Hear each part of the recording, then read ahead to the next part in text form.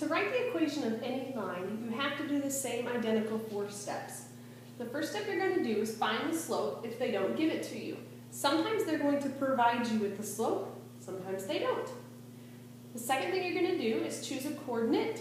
So you'll use this x and the y. Plug those numbers in for x and y into the equation, y equals mx plus b. Also, you're going to plug the m into the equation in place of the slope. So you should have 3 numbers in there. You should have a number for y, a number for m, a number for x. Then you're going to solve for b. That's the third step. After you find the b, or the y-intercept, you're going to rewrite the formula, but this time you will only plug numbers back in for the slope and the y-intercept. It should look like the equation of a line, y equals mx plus b, but with numbers in place of m and b. Here's an example to do. They don't tell us what the slope is, but they give us 2 coordinates. So what we can do is use the slope formula to find what the slope is. So this will be our first x and first y, our second x and second y. We will use these to plug into the slope formula to find our slope. So the second y is 20, the first y is 5, the second x is 12, the first x is 7. 20 minus 5 is 15, 12 minus 7 is 5. That means our slope is going to be 3. That's the m that we're going to use. Our next step was to choose one of the coordinates to plug it in for the x and the y in the equation.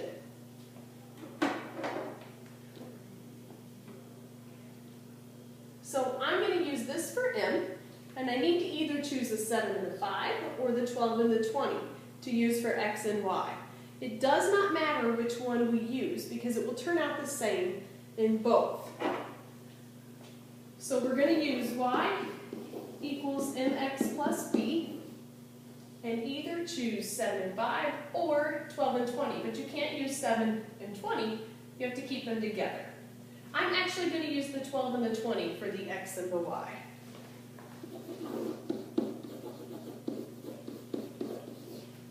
So for y, we're going to use 20. Our m is what we found over here. That was 3. X is 12. And then we're solving for b, so we leave that as b. Just work this out. 3 times 12 is 36. Bring down our plus b, and bring down our equals 20. Subtract 36 from both sides because that is the inverse operation of the addition that's happening on the right side. So our b is negative 16. Our final step was to rewrite the equation using the slope and the y-intercept that we just found.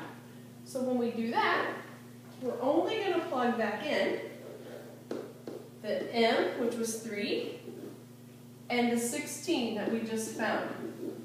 So if we plug that back into our y equals mx plus b, we'd have y equals 3x plus negative 16. To write that more simplified, we could just do y equals 3x minus 16. You follow these same 4 steps whenever you're working out, trying to figure out how to write an equation of a line.